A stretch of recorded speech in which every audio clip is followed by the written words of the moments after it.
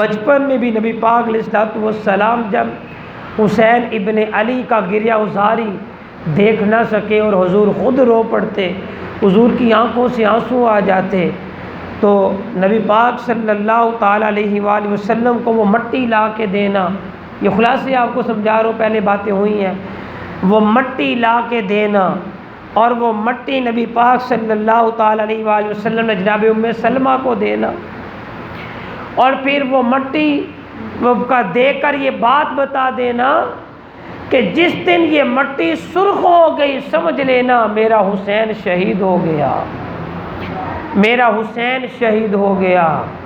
آج کون ہے جو حسین ابن علی پہ روئے گا؟ آج کون جو حسین ابن علی کے غم میں شامل ہوگا؟ آج کون جو حسین ابن علی کے معاملات پہ آئے گا؟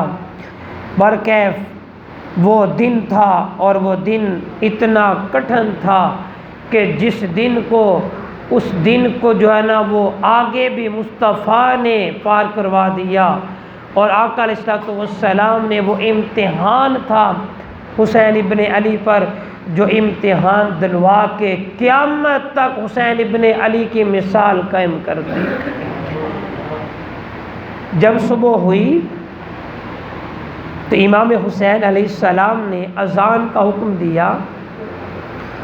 اذان جب پڑھی تو مولا حسین علیہ السلام نے جماعت کروائی، نماز فجر ادا کی گئی۔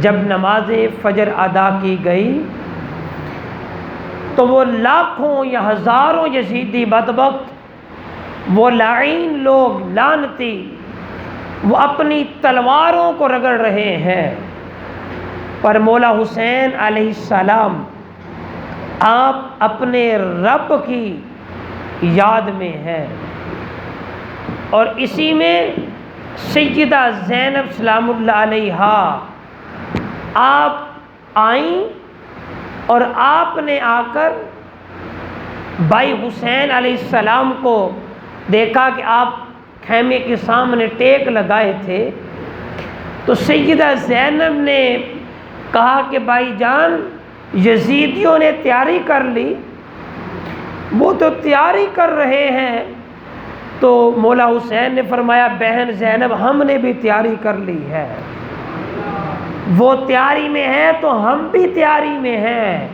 تو پوچھا کہ بھائی انہوں نے تو جنگ کی تیاری کی اور آپ نے کیا کی؟ تو مولا حسین علیہ السلام نے فرمایا کہ ابھی مصطفیٰ آئے اور مصطفیٰ یہ بات سمجھا گئے کہ دن بھر حسین تیرے ساتھ رہوں گا، تیرے ساتھ معاملہ ہوگا۔ اور پھر آپ حضرت عباس علمدار کی طرف گئے، اور آپ اس سمت گئے، سیدہ زینب وہاں پہ گئیں تو آپ نے حضرت عباس کو یہ بات فرمائی، کہا کہ عباس آج یہ جو معاملہ ہونے جا رہا ہے اس بارے میں کیا کیا؟ تو دیکھا کہ حضرت عباس کے گرد میں تمام لوگ، تمام محبین اہل بیت اور وہ تمام جو مولا حسین کے رفقا تھے، عاشق تھے، وہ ان میں سے اہل بیت طہار کے خاص لوگ، جناب قاسم، جناب علی اکبر، جناب علی اصغر، یہ خاص لوگ اہل بیت طہار کے یہ حضرت عباس کے گرد تھے، اور یہ عہد کر رہے تھے اور کہہ رہے تھے کہ جب تک ہمارے جان میں خون کا آخری قطرہ ہے کوئی یزیدی مولا حسین تک بڑھ نہیں سکتا۔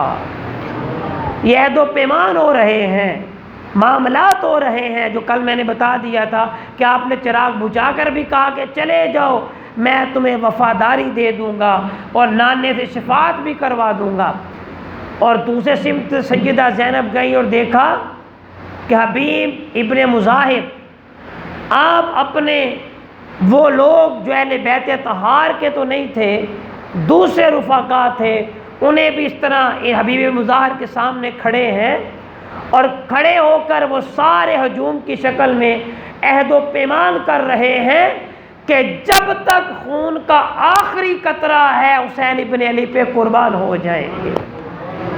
تو مولا حسین علیہ السلام نے آخری وقت کے اندر بھی ایک جملہ دیا. آپ نے فرمایا اے میرے رفقا، آپ بڑے عزیز ہو، محبدار ہو، آپ نے بڑی محبت کی، بڑی وفا کی. آپ ایسا کرو، پاک بیبیوں کو لے کے ایک طرف چلے جاؤ. تمام نے یکجہی زبان دی کہ حضور اگر آپ نہیں تو ہماری زندگی کس لیے. پھر آپ نے فرمایا اگر آپ لوگ نہیں جاتے مرد حضرات تو آپ ایسا کرو کہ اپنی بیویوں کو، جو آپ کی بیویاں ساتھ آئی ہیں، ان بیویوں کو ایک خاص محفوظ مقام پہ پہنچا دو. تو ان ساری بیویوں نے یہ جملہ دیا اور کہا کہ ہم مولا حسین کی زندگی نہ رہی تو ہماری زندگی کس کام آئے گی. ہماری زندگی سے بڑھ کر سیدہ زینب کی زندگی تو کتنی اعلیٰ ہے. ہم اپنی زندگی کو اعلیٰ سمجھیں اور سرکار کی نواسیاں، سرکار کی بیٹیاں، سرکار کی شہزادیاں میدان کارزار میں رہیں. یہ حسین ابن علی کے غلاموں کو اور غلام زادیوں کو یہ زیب نہیں دیتا. آپ سمتے چلتے رہے، معاملہ ہوتا رہا. اسی اثنا میں یہ میں نے خلاصے آپ کو دیے ہیں سارے. تو اسی اثنا کے اندر اور وہ واپس آ گیا اور ابن سعد جو تھا، بدبختی جس کے مقدر میں آئے، نیک بخت وہ ہو نہیں سکتا. ابن سعد آگے بڑھا اور اپنا علم اس نے اٹھایا، جو یزیدیوں کا جھنڈا تھا وہ اس نے اٹھایا اور آگے بڑھا اور ایک تیر اس نے مولا حسین کی طرف چلا دیا اور تیر چلا کر کہنے لگا گواہ رہنا کہ سب سے پہلے ابن سعد میں نے تیر پھینکا ہے. اتنا بد نصیب. اور اس کے بعد جنگ جو تھی وہ شروع ہو گئی، معاملات چل پڑے، وقتاً فوقتاً معاملات ہوتے رہے اور انفرادی جنگ ہوئی. ایک سمت وہاں سے لوگ آتے، یہاں سے ایک شخص جاتا، انفرادیت پہ کام ہوتا رہا. اور جب یہ معاملہ وہاں پر ہوا تو بعض جگہ انفرادی جنگ ختم بھی ہوئی. یہاں سے تنہا شخص آتا امام حسین کے لشکر سے اور یزیدیوں کی لشکر سے جتھے آتے، لیکن پھر بھی مولا حسین کے غلام انہیں ڈھیر کر دیتے، آپ انہیں خاک میں ملا دیتے. اور یہ کام چلتا رہا. الغرض کہ جب تمام محبین اور رفقا وہ شہید ہو گئے تو باری اس وقت آ گئی اہل بیت پاک کے گھر کی. جب اس گھر کی باری آئی اور اس گھر کی باری جب آئی اور معاملہ ہوا تو اسی اثنا میں ایک یہ بھی کام ہوا کہ شمر لعین، وہ شمر لعین کتا جہنم کا، وہ لعنتی، اس نے کیا کیا کہ پاک بیبیوں کے خیمے کی طرف بڑھا اور اس نے پاک بیبیوں کے خیمے کو آگ لگانا چاہی. اتنے لعین لوگ، جن لوگوں کو اتنی بھی شرم نہ آئی، اگر رسول زادیاں نہ سمجھا، کم از کم ایک عورت زاد ہی سمجھ لیا ہوتا. آج کا ایک غیرت مند مسلمان اگر وہ بظاہر نماز نہیں پڑھتا یا بظاہر روزہ نہیں رکھتا تو غلط کرتا ہے، لیکن وہ کسی عورت کے سامنے اس طرح کا ظلم نہیں کرتا.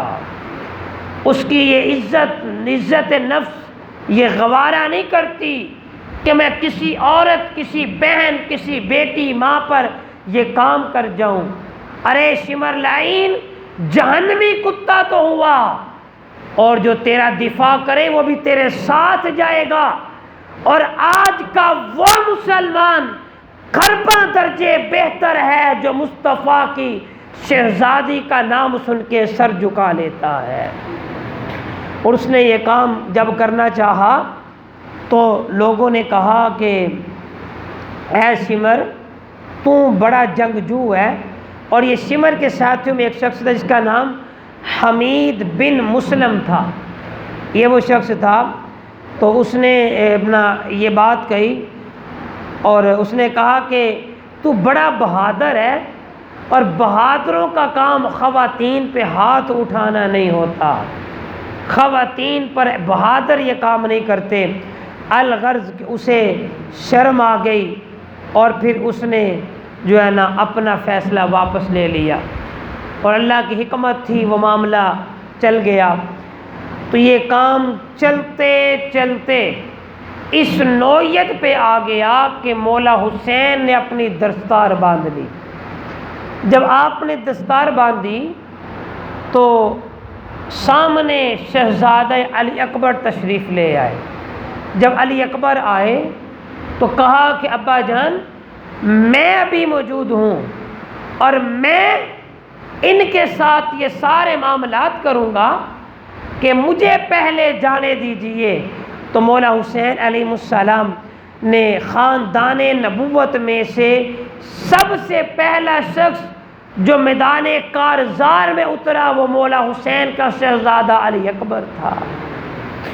کارزار پہ اترے اور آپ نے ان کے سر پہ دستار باندھی، اور دستار باندھ کے آپ نے انہیں سپرد کیا۔ اور جب پھر مولا علی اکبر علیہ السلام 18 سال کا جوان، وہ جنگجو 18 سال کا، وہ جب اس میدان کارزار میں آئے تو انہوں نے امام علی اکبر نے کہا کہ مجھے یزیدیو جانتے ہو، میں علی بن حسین بن علی ہوں، علی اکبر نام تھا، میں علی بن حسین بن علی ہوں، اور بیت اللہ کی قسم کہ ہم نبی صلی اللہ تعالی علیہ وآلہ وسلم کے زیادہ قرابت دار ہیں۔ آپ نے یہ جملے دیے اور ساتھ آپ نے یہ جملہ دیا، اور بڑے لوگوں نے مجھے بھی یہ باتیں کہیں، لیکن خدا جانے وہ کیسے ایمان والے ہیں۔ مولا علی اکبر نے ریخزار میں یہ جملے دیا، آپ نے فرمایا ابن زیاد کو مخاطب کر کے آپ نے فرمایا کہ خدا کی قسم اے حرام زادے، اے حرام کی اولاد، تیرا تو باپ اپنا نہیں۔ آج لوگ پتہ نہیں کیا سے کیا کرتے ہیں۔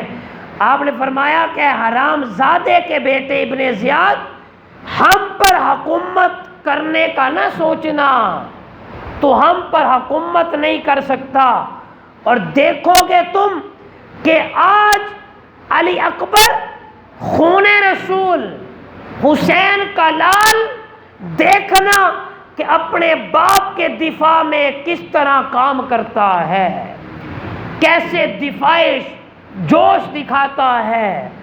علی اکبر علیہ السلام البدایہ والنہایہ کی یہ عبارت ہے ساری۔